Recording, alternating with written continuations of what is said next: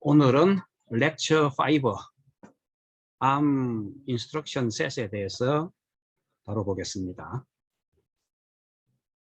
자, 우리 교재 챕터 5에서 다룰 내용이 인스트럭션 ARM 인스트럭션 종류에 대해서 여기에서 다루게 될 테고, 고전에 인스트럭션 셋을 다루기 전에 ARM 마이크로 프로세서에서 그 exception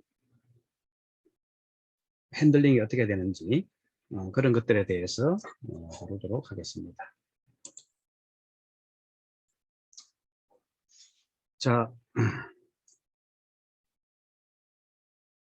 먼저 ARM에서 사용하는 그 데이터 타입은 이제 이렇게 뭐 6개 데이터 타입을 지원한다 이렇게 돼 있어요. 그래서 보면은 이제 8비트짜리, 16비트짜리, 이제 32비트짜리. 그래서 8비트짜리는 사인드 또는 언사인드 이제 바이트 타입이고, 16비트는 이제 2바이트죠. 2바이트 타입이라서 이제 해프 워드라고 하고, 32비트는 이제 4바이트죠. 그래서 그냥 워드라고 합니다. 그죠? 자, 그래서 이제 이 6개 데이터 타입, 그러니까 8비트, 16비트, 32비트 각각에 대해서 사인드, 언사인드 이제 이렇게 하면은 총 6개 데이터 타입이 나오는 거죠. 그래서 이게 왜냐하면 이제 우리가 ARM 같은 경우에는 여러분들 뭐 스마트폰에서도 사용하고, 심지어 요즘은 그 맥북 같은 경우에는 노트북이나 이제 컴퓨터에서도 사용하고 이러기 때문에 그 하이 레벨 랭귀지, 예를 들면 C 언어 같은 걸 이제 지원을 C 언어 같은 경우에는 그 데이터 타입이 이렇게 그 8비트 같은 경우에는 이제 C 언어에서는 어떻게 됩니까? 캐릭터 타입이죠. 그리고 16비트는 숏 인티저 타입이죠. 여기 C자가 잘 안 보이네. 캐릭터. 예. 그리고 이제 32비트 같은 경우는 이제 롱 인티저. 근데 이제 그냥 우리가 롱을 생략하고 그냥 인티저라고 써도 지금 컴퓨터에서는 이제 인티저만 써도 롱 인티저가 됩니다. 그죠? 그리고 이제 숏 인티저 같은 경우에는 이렇게 숏이라고 써줘야 이제 16비트로 동작을 하죠. 그래서 이제 이런 C 언어 같은 걸 지원해야 되기 때문에 C 언어에 있는 이런 그 데이터 타입을 이제 다 지원을 합니다. 자, 이렇게 하려면은, 자, 이거는 8비트는 1바이트, 이제 16비트는 2바이트, 32비트는 4바이트 이러니까 가장 최소 사이즈는 이제 1바이트죠. 그래서 1바이트입니다. 그죠? 그래서 이 ARM 같은 경우에는 이제 그 메모리, 그래서 이제 ARM 같은 경우에는 이제 메모리 이제 액세스를 하려면은 가장 기본적인 단위가 이제 바이트 단위죠. 최소가 이제 바이트 단위니까 바이트 어드레싱도 돼야 되고, 그 다음에 해프 워드 어드레싱도 돼야 되고, 또는 그냥 워드 어드레싱도 다 지원해 줘야 되겠죠. 이 어드레싱을 다 지원해 줘야 됩니다. 그죠? 그러면 이제 메모리 액세스의 가장 기본적인 단위는 이제 바이트 단위로 이렇게 됩니다. 자, 그런데 우리가 그러면 이제 MU0, 우리 렉처 1에서 배웠던 MU0 같은 걸 한번 생각해 보면은, 렉처 1의 MU0 같은 경우에는, 뭐 이제 우리가 좀 배운 지 오래돼서 잘 이제 기억이 안 날 수도 있지만, 요 메모리 액세스 하는, MU0에서 요 메모리 액세스 하는 단위를 보면은, 항상 보면 16비트로 액세스를 했어요. 그래서 MU0인 경우에는 이제 모든 그 메모리 액세스가 16비트, 그러니까 2바이트죠. 그리고 이 MU0 같은 경우는 이 머신 자체가 이제 16비트 머신입니다. 그냥. 그러니까 모든 레지스터나 뭐 이런 것들이 다 16비트로 되어 있어요. 그렇기 때문에 MU0에서는 한 개의 워드가 이제 그 16비트니까 2바이트로 되어 있는 거죠. 그리고 메모리 액세스도 이제 무조건 한 워드, 그러니까 2바이트씩 액세스만 가능해요. 그래서 이 MU0 같은 경우에는 바이트 단위 액세스는 불가능합니다. 아예 안 되게 뭐 이렇게 그 MU0의 블록도를 좀 간단하게 그려놨는데, 어쨌든 메모리 액세스 할 때는 무조건 여기서는 한 워드 단위, 그러니까 2바이트 단위로 2바이트 메모리 액세스만 가능하게 되어 있어요. 그리고 저 뭐 뒤에 어디 보면은 이제 MU0 같은 경우에는 그래서 그 프로그램 카운터 레지스터도 어드레싱이 무조건 2바이트, 그러니까 16비트가 한 워드인, 그러니까 2바이트가 한 워드인 단위로 액세스를 하다 보니까 프로그램 카운트도 이제 프로그램 카운트를 하나 증가시키면은 이거는 실제로 이제 2바이트가 이제 증가되는 이제 이런 구조를 가지고 있었는데, 우리 요 ARM 같은 경우에는 이제 바이트 1바이트 액세스도 돼야 되고 16비트도 돼야, 2바이트도 돼야 되고 4바이트도 돼야 되고 이제 이러기 때문에 가장 메모리 액세스의 가장 기본 단위는 이제 바이트가 되겠습니다. 그래서 그 이제 ARM 같은 경우에 프로그램 카운터 R15죠. 그래서 프로그램 카운터를 하나 이제 이렇게 하나 증가시키면은 이거는 이제 1바이트 이제 인크리먼트가 되는 거죠. 그런데 실제로 ARM 인스트럭션은 앞에서 우리 배웠다시피 다 한 워드가 이제 32비트니까 ARM 인스트럭션은 무조건 4바이트 단위, 그러니까 한 워드 단위로 다 고정되어 있다고 앞에서 얘기했어요. 그죠? 그렇기 때문에 이제 그 프로그램 카운트를 그래서 증가시킬 때 한 바이트로 이렇게 이제 증가시키는 게 아니고, R15 프로그램 카운트는 다음 인스트럭션을 위해서는 항상 이렇게 4를 증가시켜야, 그래야 이제 이게 그러니까 4바이트, 그러니까 한 워드가 이제 한 워드 인스트럭션이 증가돼 갖고 다음 인스트럭션을 이제 프로그램 카운트가 딱 가르치게 이제 이렇게 됩니다.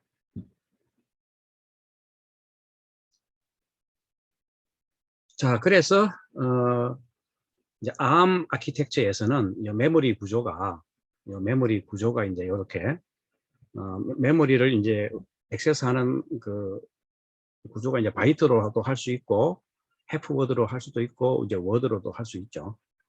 그래서 만약에 이제 이렇게 실제로 이제 바이트 어드레싱, 기본 어드레싱은 이제 바이트 어드레싱인데, 이걸 이제 워드 단위로 액세스하면 이제 4바이트씩 묶어서 이렇게 이제 액세스를 하게 됩니다. 그리고 해프워드 같은 경우에는 이제 2바이트 이렇게 이제 2바이트씩 이렇게 액세스를 하게 되겠죠. 지금 같은 경우 여기 해놓은 거 보면 여기 워드 같은 경우에는 이렇게 4바이트 단위로 액세스를 하는 거고, 해프워드만 이렇게 되는 거고, 바이트 같은 경우에는 뭐 아무 데서나 이렇게 바이트 단위로 액세스가 가능합니다. 자, 그런데 이제 이때 그 주의해야 될 거는 이제 얼라이먼트라고 합니다. 그냥. 이제 이 바이트 얼라이먼트 또는 워드 얼라이먼트라고 하는데, 이 워드 같은 경우는 이제 4바이트, 이제 한 워드가 4바이트죠.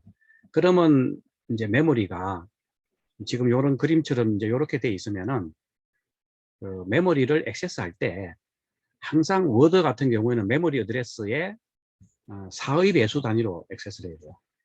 그래서 그 워드 액세스를 할 때는 항상 어드레스가 4의 배수로 시작하게. 지금 같으면 어드레스가 만약에 요 가로 한 줄이 이제 4바이트씩 되어 있다면은, 그죠?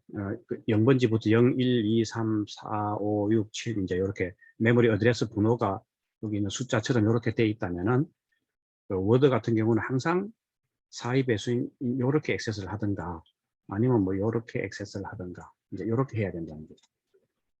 그게 아니고 예를 들면 뭐 이제 이런 식으로 액세스를 한다든지, 그 워드를 액세스하는데 어드레스가 6부터 시작해서 6, 7, 8, 9 이렇게 한 워드를 액세스 할 수는 없는 거예요. 왜냐하면 이제 6, 7, 8, 9로 하면 이제 시작하는 어드레스가 6이죠. 이거는 이제 2의 배수는 되는데 4의 배수는 안 되는 거죠. 이렇게 되고, 그러면 이제 해프워드를 액세스하는 경우에는 액세스하는 경우는 해프워드는 2바이트죠. 그러면 이제 이 어드레스 상에서도 메모리 어드레스 상에서도 이렇게 해프워드 같은 경우는 이렇게 이제 메모리 어드레스 12, 13 또는 이제 14, 15 이렇게 항상 2의 배수, 그러니까 짝수로 어드레스가 시작하게 이렇게 해프워드를 액세스하는 건 되는데, 홀수로 시작해서 이렇게 13, 14 이렇게 해서 하나의 해프워드를 액세스할 수는 없어요. 그리고 이제 바이트 액세스는 그러면 바이트 액세스는 뭐 1의 배수니까 뭐 모든 메모리 어드레스에서 다 바이트 액세스는 가능합니다. 자, 그리고 또 우리가 메모리 이제 구조를 얘기할 때 또 이제 엔디안이라는 게 있어요. 그래서 리틀 엔디안이냐, 이제 빅 엔디안이냐, 이것도 마이크로 프로세서마다 메모리를 액세스하는 방법이 다른데, 예를 들면 한 워드를 액세스한다는 거죠. 한 바이트를 액세스할 때는 상관이 없는데, 워드나 해프워드, 이제 요거는 이제 메모리를 액세스하는데 이제 워드 단위 또는 그 해프워드로 액세스할 때, 그때 얘를 이제 메모리에 뭘 저장하거나 메모리에서 값을 읽을 때 이제 어떻게 읽히느냐 또는 어떻게 저장되느냐 하는 규칙인데, 예를 들면은 우리가 한 워드가 4바이트죠. 그러면 이제 예를 들면 뭐 0x 16진수로 1, 2, 3, 4, 5, 6, 7, 8. 자, 이게 요거를 이제 16진수니까 16진수 2개가 이제 2개씩 묶으면 1바이트씩 나오는 거죠. 그래서 이제 이렇게 하면 4바이트.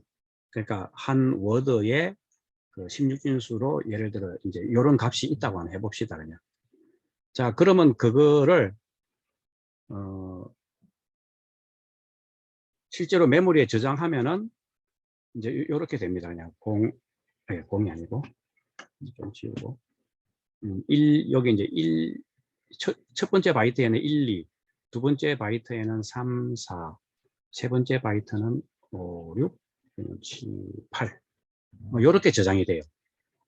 그런데 요거를 지금 우리가 있는 이제 요 테이블 같은 경우에는 지금 여기 있는 요 테이블 같은 경우에는 마치 메모리를 갖다가 이제 4바이트씩 묶어서 이렇게 그림을 그려놨는데, 우리가 보통 이제 메모리를 그릴 때 저는 이제 4바이트씩 보통 안 그리고 그냥 바이트 어레이로 이제 많이 메모리를 이제 우리가 이거 이제 메모리인데, 이걸 1바이트씩 그려 놓으면은 여기가 이제 어드레스가 0, 1, 2, 3 이렇게 되는 거죠.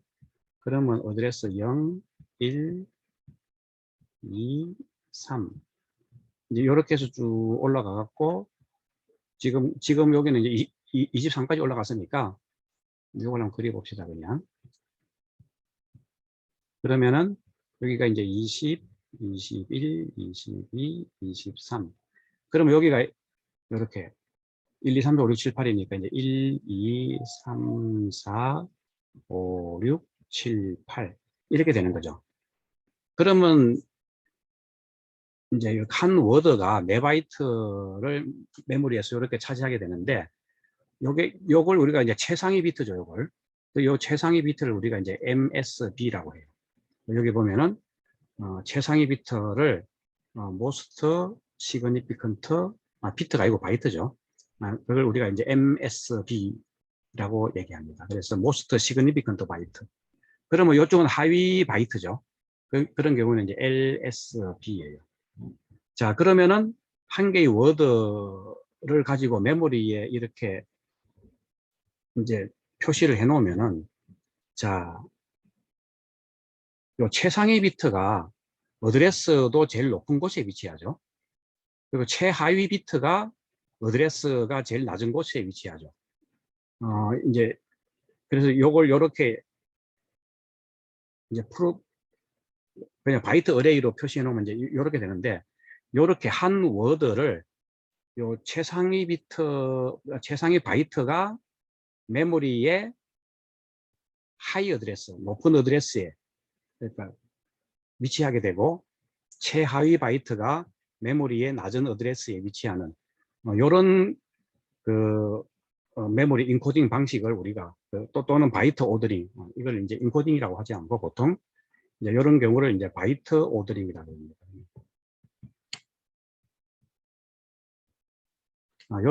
그래서 이런 형태의 바이트 오더링 방식을 우리가 이제 리틀 엔디안 오더링이라 그래요. 자, 거기에 비해서 지금 이제 오른쪽 그림 같은 경우에는 역시 요 0x 1, 2, 3, 4, 5, 6, 7, 8을 여기에 이제 표시해 보면, 한 워드로 표시해 보면은 요 비트가 이제 최상위 비트가 있는 쪽이, 이쪽이 역시 이제 MSB가 되겠죠. 이제 MS, 이제 요 한 바이트를 묶으면 이제 MS most significant 바이트가 될 겁니다. 그러면 이제 이쪽이 LSB, 뭐 이쪽도 비트가 높은 곳이 MSB입니다. 낮은 곳이 이제 LSB인데, 그래서 이것도 이제 그럼 여기는 그대로 적으면 1, 2, 3, 4, 5, 6, 7, 8 이렇게 적을 수가 있는데, 자, 오른쪽은 이제 요 오른쪽에 요 테이블 모양으로 메모리를 표시해 놨는데, 요거는 왼쪽하고 가만히 살펴보면은 요 한 워드 안에서 어드레스가 여기부터 시작합니다. 0, 1, 2, 3.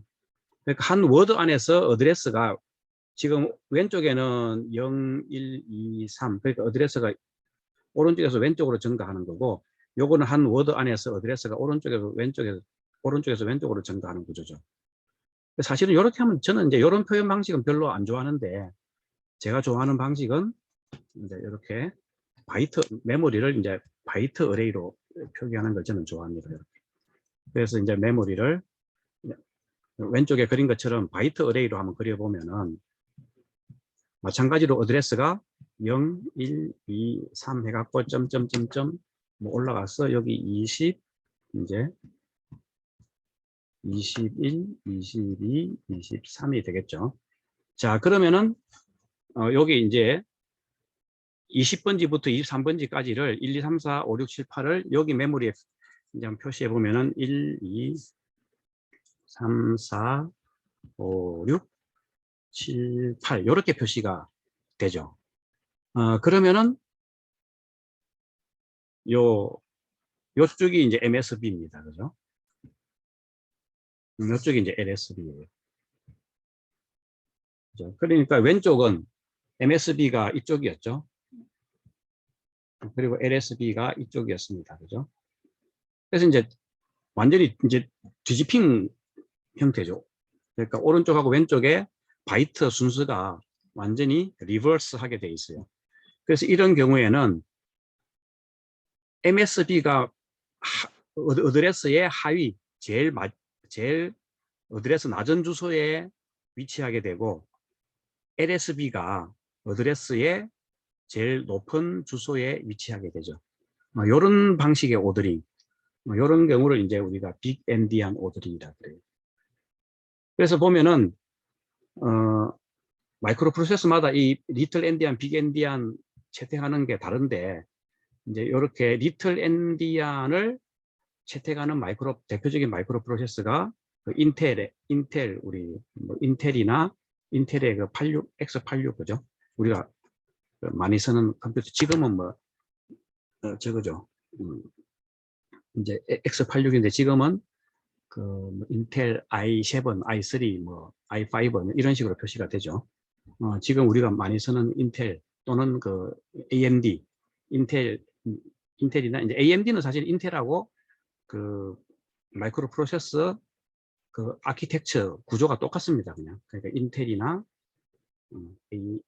AMD 이제 형태가 이렇게 되는 거고, 그 다음에 이제 빅엔디안 오더링을 채택하는 마이크로 프로세서는 요즘은 빅엔디안은 잘 안 쓰는 것 같더라고요. 옛날에 이제 제가 뭐 인베디드 그 시스템 개발하고 할 때 많이 썼던 모토로라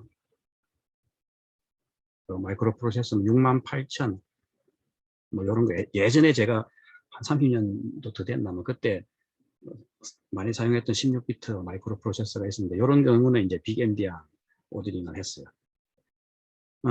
그래서 보면은 이게 이제 왜 문제가 되느냐 하면은 리틀 엔디안으로 이렇게 메모리에다가 뭘 딱 값을 써놔 놓고 그죠? 그 메모리든 뭐 하드디스크든 그죠? 그걸 빅 엔디안에서 그대로 읽어버리면은 이게 그죠? 바이트 오더링 순서가 완전히 이제 바뀌어 버리니까 리틀 엔디안으로 예를 들어 0x 1, 2, 3, 4, 5, 6, 7, 8로 적어 놓은 걸 빅 엔디안으로 읽어버리면은 이게 이제 이쪽이 LSB가 되고 이쪽이 MSB가 되기 때문에 7, 8, 5, 6, 3, 4, 2, 1, 2 이제 이렇게 읽혀버려요 그냥. 그러니까 값이 완전히 이제 틀려지겠죠. 그래서 이렇게 엔디안 그러니까 엔디안 즉 바이트 오더링이 다른 두 개의 마이크로 프로세서 간에 뭐 데이터를 주고받는 통신 쪽이라든가 아니면 이제 데이터를 어디에 써놓고 읽거나 했을 때 의도하지 않게 값이 확 뒤집어지는 경우가 있어 갖고 이제 이런 경우에는 보통 이제 표준이 필요하게 되죠. 그런데 이제 ARM 같은 마이크로 프로세서는 둘 다 이제 지원할 수 있도록 되어 있는데 아무 세팅도 안 해놓으면은 이제 리틀 엔디안 오더링으로 채택이 됩니다. 요즘 같은 경우는 리틀 엔디안이 대세인 것 같아요.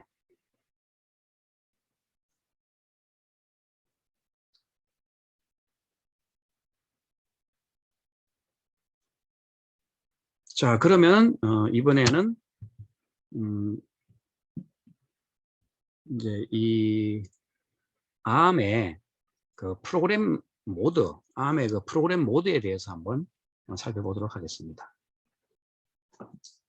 ARM의 이제 프로그램 모드 또는 이제 프리빌리지 모드라고 하는 게 있는데, 일단 우리가 보통 지금까지 그 프로그램 한 거 있었죠. 뭐 잠깐만 우리가 이제 렉처 3에서 어셈블리어 이런 거 보고 뭐 많이 했죠. 어셈블리어 돌리고 뭐 이런 거 했는데, 자 이런 것들은 이제 이 프로그램 모드에서 보면 유저 모드라 그래요. 그러니까 우리가 지금까지 보통 실행시켰던 프로그램 코드들은 다 이제 노멀 유저 모드라고 합니다.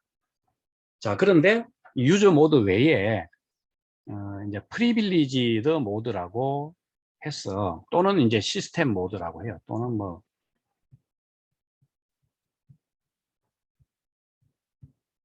시스템 모드라고 해서 어떤 것들이 있냐면은 뭐 익셉션이나 또는 이제 소프트웨어 인터럽트 이걸 이제 우리가 앞에서 슈퍼바이저 콜 좀 전에 제가 여기 보면은 아까 이게 딱 해놨었는데 여기 있네. 우리가 렉처 3에 보면 저 뒷부분에 이제 슈퍼바이저 콜 해갖고 소프트웨어 인터럽트 명령어를 사용하는 법에 대해서 간단히 배웠죠. 그래서 이제 소프트웨어 인터럽트 또는 이제 슈퍼바이저 콜 해갖고 그 사용법이 이제 실제로 어셈블리어 이그젬플에 보면 여기 이제 소프트웨어 인터럽트를 발생시켜서 실행이 되는 실제로 소프트웨어 인터럽트를 발생시키면은 시스템 내부에서는 이제 소프트웨어 인터럽터 핸들러 또는 뭐 소프트웨어 인터럽터 루틴 인터럽터 또는 뭐 인터럽터 서비스 루틴 이렇게 얘기하는데 이쪽으로 들어가게 돼요. 그래서 시스템 모드로 이제 들어가게 되는데 그거는 이제 시스템 내부 그러니까 운영체제 내부로 들어가니까 우리는 직접 지금까지는 직접 이제 우리는 보지는 못했어요. 그런데 그쪽도 이제 프로그램 코드가 있겠죠. 그래서 그런 이제 슈퍼바이저 콜이 이루어지면 실제로 이제 소프트웨어 인터럽트 내부로 들어가게 될 텐데 그때 그때 이제 ARM은 이런 프리빌리지 모드 또는 이제 시스템 모드로 해갖고 이렇게 이제 동작을 하게 됩니다. 그래서 이 프리빌리지 모드는 이제 총 이제 6개가 있죠. 총 6개가 있고, 그 다음에 이제 유저 모드 1개 해갖고 총 이제 7개의 이제 모드가 있는 거예요. 그런데 우리가 이제 이 프리빌리지 모드 6개는 아직 어떤 건지 못 봤습니다. 그죠? 그래서 이게 이제 ARM 마이크로 프로세서가 지금 현재 어느 모드에서 동작하는지 그거를 나타내는 레지스터가 CPSR 레지스터에 있습니다. 그래서 우리가 이제 CPSR 레지스터를 앞에서 봤었죠. 우리가 그 렉처 3 할 때 보면은 어디서 좀 봤습니다. 뭐 컨디션 코드 세팅하고 뭐 하면서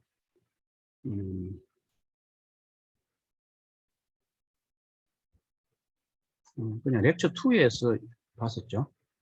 네. 그리고 앞에서도 이제 이 CPSR 레지스터 해갖고 렉처 2에서도 봤고 렉처 3에서도 봤을 거예요. 그 중에 우리가 봤던 거는 지금 컨디션 코드, 그죠?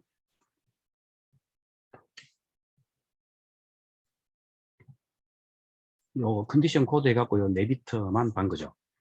그런데 실제로 이제 또 다른 비트들이 이제 여기 있는데 그 중에 요 5비트, 0번부터 4번 비트까지 요 5비트가 이제 그 모드를 나타내는데, ARM의 그 동작 모드를 나타내는데, 이제 이렇게 CPSR 레지스터에 요 하위 5비트, 그게 지금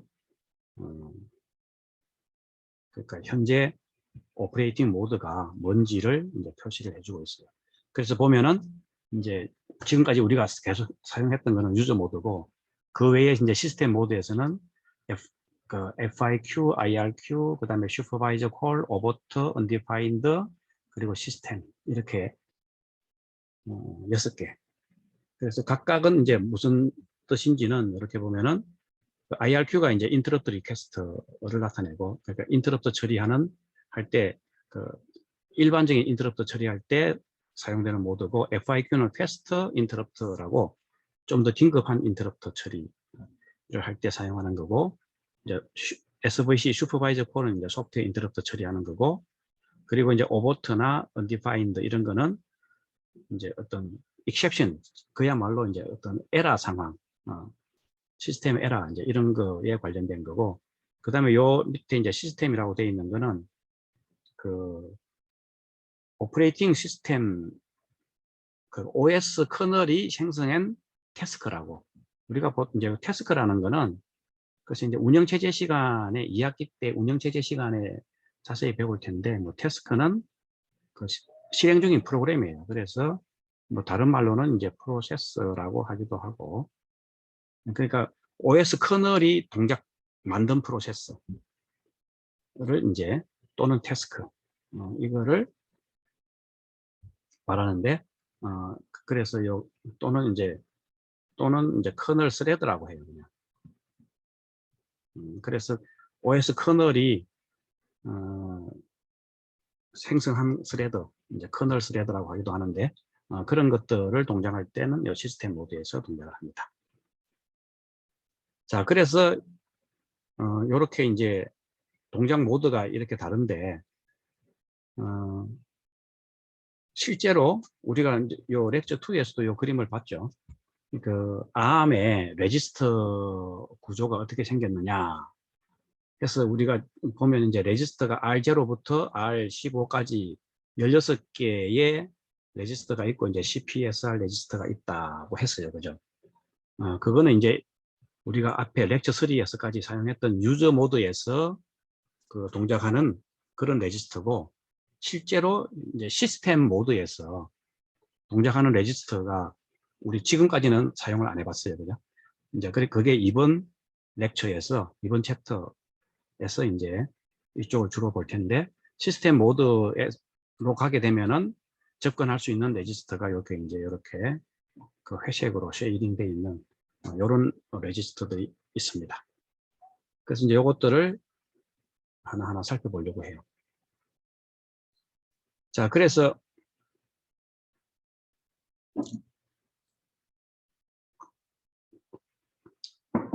이게 예를 들면은 이제 IRQ가 하나 있다고 생각해 봅시다. 이제 인터럽트. IRQ 같은 게 이제 인터럽트를 처리하는 건데, 우리가 그 예를 들어 이제 IRQ라는 거, 그죠?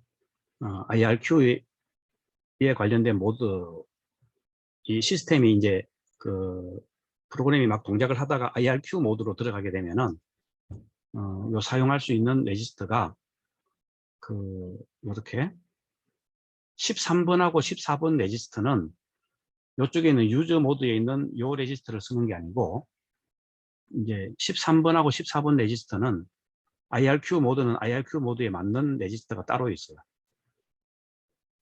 그리고 그 CPSR 같은 경우에는 IRQ 모드로 들어가게 되면은 유저 모드에 있던 요 CPSR이 IRQ 모드에 여기는 SPSR에 딱 저장이 되고, 일단 백업, 그러니까 저장이 되고 나서 요 CPSR이 사용이 돼요. 이제 이런 식으로 되는데, 자,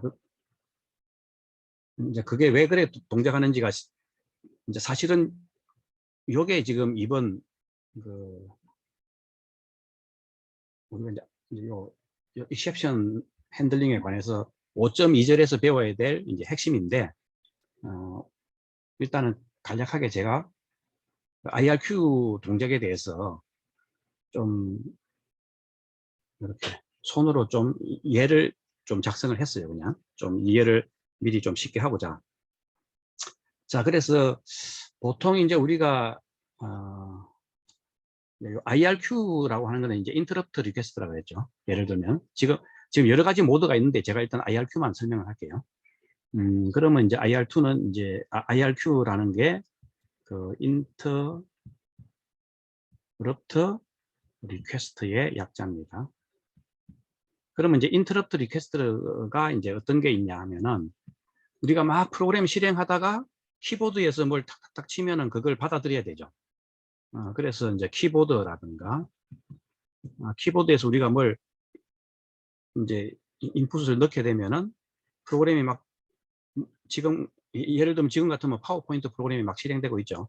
그러다가 제가 이제 키보드나 뭐 마우스나 이런 이제 외부에서 어떤 입력이 들어가면은, 일단은 키보드 저기 파워포인트 프레젠테이션 하는 도중에라도 이제 이 키보드 입력을 받아줘야 돼요. 그러면 키보드 입력을 받아주는 인터럽트 리퀘스트 서비스 루틴이 이제 동작을 하게 됩니다. 아니면 또 뭐 키보드, 마우스 뭐 이런 거나, 아니면 지금 터치 스크린도 마찬가지고, 또 이제 네트워크로부터 들어오는 뭐 예를 들면 프로그램이 막 실행하다가 카톡이 들어오면, 그러면 이제 카톡하고 화면에 이제 이렇게 왔다고 띄워주죠. 우리가 이렇게 뭐 파워포인트를 하든 아니면 인터넷 브라우저로 웹을 보고 있든 뭐, 그런데 뭐 카톡이나 또는 이메일 같은 게 들어오면은, 그러면 그 카톡이나 이메일이 왔다는 거 알려주게 되죠. 이렇게 내가 뭔가를 프로그램을, 나는 지금 PPT를 막 하고 있는데, 그죠? 원래 내 응용 프로그램은 이제 PPT가 막 실행되고 있는데 외부에서 어떤 이벤트가 이제 들어온 거예요. 그냥 어떤 이벤트가 발생을 해갖고, 그러면 이제 그걸 먼저 처리해 줘야 돼요. 이렇게. 그때 이제 어떤 내 정상적인 상황은 지금 파워포인트 프로그램을 막 실행시키는 건데, 외부에서 어떤 이벤트에 의해서 예외 상황이 발생한 거예요. 그러면 그 예외 상황을 먼저 처리를 해줘야 되는 거죠. 그래서 이제 이런 걸, 그래서 이제 exception이라고 하는 거예요. 그래서 우리가 이제 exception이라고 하는 거예요. 그래서 이 exception 중에 이제 IRQ라는 게 하나가 있는 거고. 그래서 보면은 지금 여기 있는 거, 이 시스템 모드에서 동작하는 거는 전부 다 이제 exception, 예외 상황에 해당될 때 처리해주는 그런 모드다. 이거예요. 그래서 exception이 발생했을 때 이제 사용되는, 이제 exception은 종류가, 이 모드마다 여러 가지 종류가 있는 거예요. 그냥 여러 가지 종류 중에서 지금 이제 IRQ가 있으면은, IRQ인 경우에는 IRQ에서 사용되는 이제 IRQ 모드로 그래서 이 CPSR 레지스터에 이제 IRQ가 발생하면 여기에 모드 요 CPSR의 요 5비트 하위 5비트가 이제 IRQ가 발생하면 이렇게 세팅이 되면서 이제 IRQ 처리 루틴으로 들어가는데, 그러면 그 IRQ 모드 안에서는 요 레지스터하고 요거는 그대로 요 유저 모드에 있던 요 레지스터들 다 같이 쓸 수가 있는데, 13번하고 14번은 IRQ 모드 레지스터에 있는 요게 별개로 따로 있어요. 그냥. 그래서 이쪽이 사용되고, CPSR 레지스터는 요 유저 모드에 있는 걸 사용을 할 수가 있는데, 대신에 그 기존에 사용하고 있던 CPSR 레지스터가 요 SPSR이라는 IRQ 모드에 있는 SPSR 레지스터에 저장이 되고 나서 이게 사용이 돼요. 이런 식으로 동작을 합니다. 그래서 지금은 조금 무슨 말인지 좀 어려울 수도 있는데, 그래서 이제 한번 예를 들어 봅시다. 그냥 어떤 이제 마이크로 프로세서가 이런 이제 메인 프로그램이 막 이렇게 이제 실행이 되고 있었어요. 막 실행이 되다가 요점 add 명령을 딱 실행하고 있는 순간에 프로그램 카운트가 그러니까 add 명령을 실행하고 있는 요 순간에 IRQ가 발생했어요. 예를 들면 막 카톡이 들어왔다고 해봅시다. 그럼 카톡이 들어왔다는 걸 이제 빨리 이제 알려줘야 되는 거죠.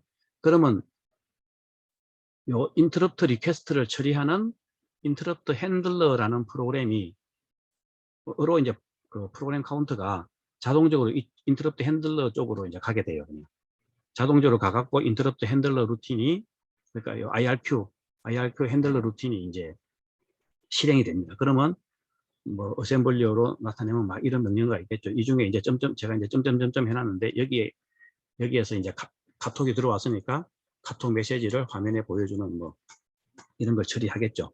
그러다가 처리가 다 끝나고 나면은, 그러면 다시 이제 이 메인 프로그램이 계속 실행이 돼야 되겠죠. 그래서 메인 프로그램은 우리가 이제 그냥 PPT를 이제 실행하고 있었다고 해봅시다. 예를 들어 메인 프로그램은 PPT였다 이거죠. 그리고 이제 exception, 그러니까 interrupt request로 들어온 거는 카톡이다. 이렇게 한번 생각을 해봅시다. 그러면 요까지는 처리가 했으니까 그 다음 인스트럭션부터 이제 여기부터 실행이 되면 되죠. 그러면 다 여기 이제 카톡에 대해서 IRQ 핸들러가 다 동작하고 나면은 프로그램 카운트가 다시 이쪽으로 가서 요 명령어부터 이제 이렇게 실행이 되면 되겠죠. 이렇게. 이제 이렇게 돼야 돼요. 그러면 이쪽은 어떻게 보면 이제 정상적인 그 루틴이고,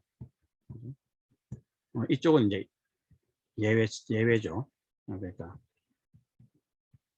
exception 그 핸들러 쪽이고, 이쪽은 이제 노멀한 루틴이다. 그죠? 이제 이렇게 이제 비교해 볼 수가 있는 거죠. 그런데 이제 이런 걸 이제 이렇게 됐을 때, 자, 여기서 이제 이 메인 프로그램에서 보면 막 사용하던 레지스터들 이런 것들이 있죠. 이런 레지스터들 지금 같으면 이제 R1에서부터 R5까지 막 사용을 하고 있었어요. 그죠?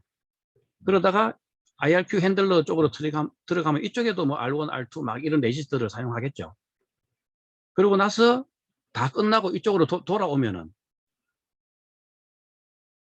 이 메인 쪽에서는 앞에서 사용된 요 레지스터들 값이 그대로 있어야, 여기서 또 예를 들면 R1, R2 값이 그대로 있어야 여기서 이걸 갖고 R4, R5 값이 이제 제대로 계산이 되겠죠. 그런데 여기서 뭐 R1, R2 이런 값이 바뀌어버렸다 이거죠. 그러면 여기서 사용되는 R1, R2 값이 바뀌어버렸으니까 내가 원하는 결과가 안 나오고 뭐 이상한 결과가 나올 수도 있겠죠. 그래서 보통 이제 이런 exception이 발생하면은 예를 들면 이제 IRQ가 발생했으면 IRQ에 대한 핸들러가 동작하기 전에 먼저 여기서 사용하는 레지스터들, 그러니까 뭐 R1부터 R5를 사용한다면은 그거를 이제 이렇게 스택에 미리 딱 저장을 해놓고 다 끝나고 리턴하기 전에 다시 팝을 요 IRQ 스택이라는 게 있으면은 요 스택에다가 저장해 놓고 다시 이제 끝나고 다시 메인으로 돌아갈 때 다시 이제 팝 해갖고 리스토어 시켜주는 이런 형태로 보통 이 IRQ 핸들러가 많이 이제 구성이 되어 있어요. 그렇게 하려면 뭔가 이제 스택이 하나 필요하겠죠. 그래서 보면은 여기에 보면 그래서 보면은 요 IRQ 같은 경우에 여기 R13 언더바 IRQ 돼 있고 여기는 또 다른 데는 R13 언더바 뭐 예를 들어 undefined 모드 같은 경우는 이렇게 돼 있고 또 뭐 그 오버트 모드에서는 R13 언더바 오버트 이런 식으로 R13이 사실은 스택 포인트잖아요, 그죠? R13이 스택 포인트인데 이게 다 이 모드별로 다 각 모드별로 R13 레지스터가 다 따로 있는 거죠. 그거는 어떻게 보면 이제 자 이제 여기 있는 제가 요 지금 IRQ라는 exception handler 프로그램을 예를 들었는데 요 exception 요거에 대해서 이제 메모리 레이아웃을 이제 그림으로 한번 그려봤어요. 그러면 이제 메인 프로그램이 막 실행되다가 어느 순간 여기 그죠 프로그램 카운트가 여기를 가리키는 순간에서 exception이 발생해서 IRQ 핸들러로 이제 막 실행이 됐어요. 다 실행되고 나면 다시 이제 일로 돌아가겠죠. 이제 그렇게 됐을 때 이제 요 스택이 보면은 IRQ 핸들링을 하는 스택, 그 스택이라는 게 메모리죠, 그죠? IRQ 스택이 따로 있고 FIQ 스택이 따로 있고 이제 뭐 그냥 여기 있는 이거는 이제 그냥 유저 모드죠. 유저 모드 스택이 따로 있고 그 외에 점점점점 해놨으니까 이제 여기 있는 여러 가지 모드에 대한 스택이 다 따로 있어요. 따로 있어 갖고 그 여기에서 보면은 뭔가 IRQ 핸들링 할 때 여기서 사용될 레지스터들을 스택에다 넣어 놓으면 요 IRQ 스택에다가 넣는다고 했는데 그래서 IRQ일 때는 요 스택이 사용되고 만약에 FIQ인 경우에는 요 스택이 사용되고 일반적인 유저 프로그램 노멀한 그 유저 모드인 경우에는 요 스택이 사용되고 이런 식으로 각각의 스택을 가지고 있고 그거에 따라서 이렇게 R13 레지스터 그러니까 스택 포인트도 각 모드마다 다 이제 따로 가지고 있습니다. 자, 그 다음에는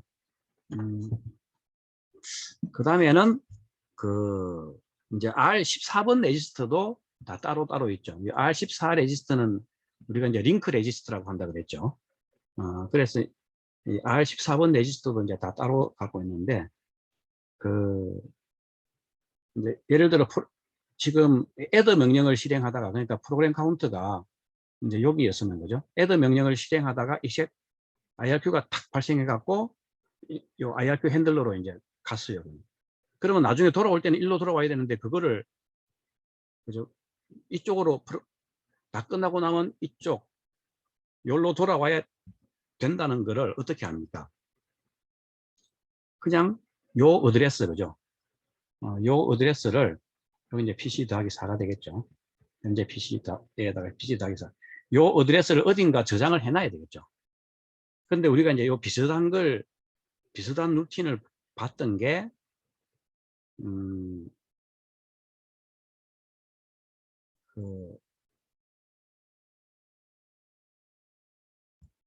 비슷한 루틴을 봤던 게 우리 펑션 콜, 그 ARM 어셈블리에서 펑션 콜 또는 펑션이라 하기도 하고 서브루틴이라고 하기도 한다고 그랬죠. BL 인스트럭션 처리할 때 보면은 BL 이제 펑션을 부르게 되면 바로 이제 이쪽으로 점프를 하게 되는 거죠. 프로그램 카운터가 여기 있다가 이제 이쪽으로 점프를 하고 나중에 다시 이제 다 끝나고 돌아올 때는 리턴 히어 해갖고 이쪽으로 돌아오는 거죠. 다음 인스트럭션 점점점 요쪽으로 돌아오게 될 텐데 그때 자동적으로 BL 하게 되면은 자동적으로 보면은 그 다음 인스트럭션의 주소 요 어드레스가 그죠? 자동적으로 요 어드레스가 R14에 이제 저장이 되는 거죠. 그래서 리턴 할 때는 요 R14를 다시 프로그램 카운트로 이렇게 무브 해주면은 이제 이쪽으로 리턴되는 그런 구조죠. 그래서 이제 이렇게 무브 인스트럭션을 써서 리턴 하든가 아니면 우리 우리 그 렉처 3에서는 저는 주로 이제 이렇게 많이 쓰는 거죠. 이제 스택에다가 LR을 푸시했다가 팝할 때는 PC로 팝해버리면은 그러면 LR 값이 PC로 이렇게 카피가 되니까 이제 이렇게 할 수도 있다고 했어요.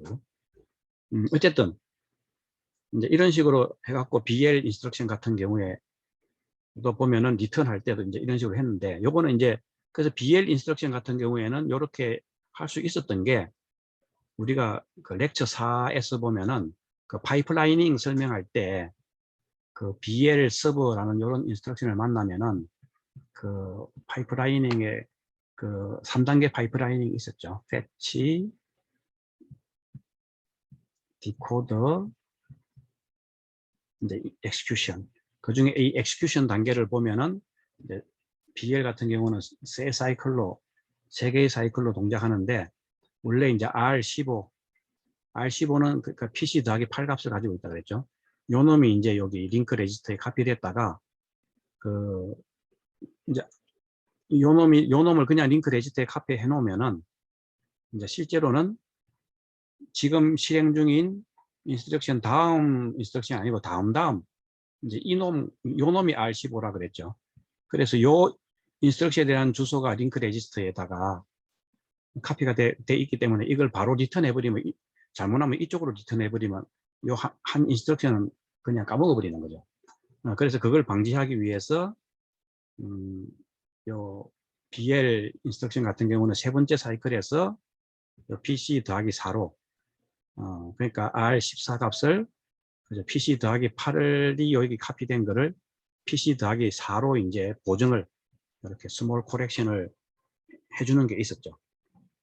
그래서 그랬는데 이제 익셉션인 경우에는 이 부분이 없어요. 그냥 이렇게 요 R14를 코렉션 해주는 게 없어요.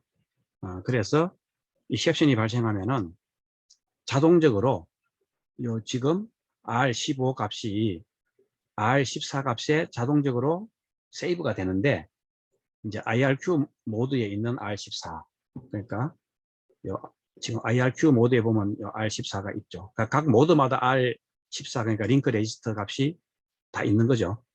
거기에 일단 카피가 돼요. 이제 그래 놓고는 요 동작이 없기 때문에 익셉션인 경우에는 요 부분이 없어요. 그냥 없기 때문에 다 처리하고 나중에 리턴할 때 실제로 이쪽으로 리턴하면 안 되잖아. 그죠? 요 다음 이쪽으로 리턴해야 되죠. 그러니까 PC 더하기 4에 해당되는 이쪽으로 리턴을 해야 되기 때문에 그 링크 레지스터는 지금 여기를 가리킨단 말이에요. 그래서 R15가 지금 여기를 가리키기 때문에 이 놈이 지금 가리키는 거는 요 놈이 가리키는 거는 여기를 가리키기 때문에 요 링크 레지스터 요 값을 갖다가 4를 빼주면은 그죠? 4를 빼주면 이제 이 놈이 여기를 가리키겠죠. 더 이상 여기가 아니고 여기.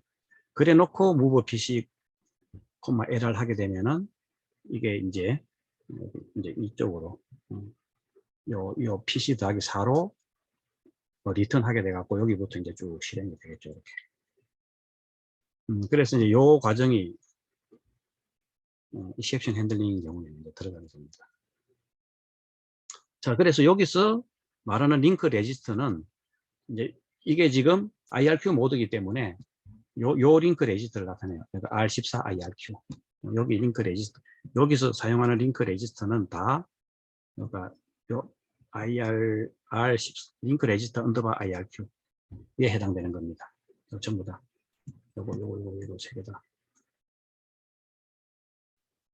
그래서 여기서 이제 그래서 가만히 보면은 이제 익셉션이 일어났을 때 보면은 R0부터 R12 레지스터는 같이 사용하는 거니까 그 중에 만약에 뭐 이렇게 5개 레지스터를 사용했다면은 그죠?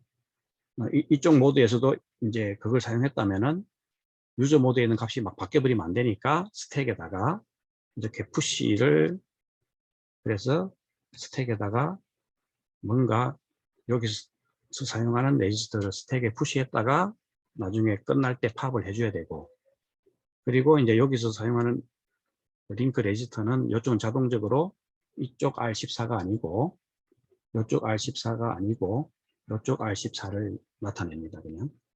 그리고 프로그램 카운터는 프로그램이 실행되는 거니까 마이크로 프로세서 단 한 개만 있어야 되니까 프로그램 카운터는 뭐 어떤 모드에 있든지 프로그램 카운터는 한 개입니다. 자, 이제 이렇게 해서 그 익셉션에 대한 핸들링을 우리가 섹션 5.2에서 자세히 보게 될 테지만 미리 한번 대충 살펴봤습니다. 그래서 이게 오히려 이해를 하는데 좀 더 헷갈리게 할 수도 있는지 모르겠는데 하여튼 전체적으로 한번 살펴보고 이제 섹션 5.2절을 한번 자세히 들어가 보도록 하겠습니다. 잠시 쉬었다 하겠습니다.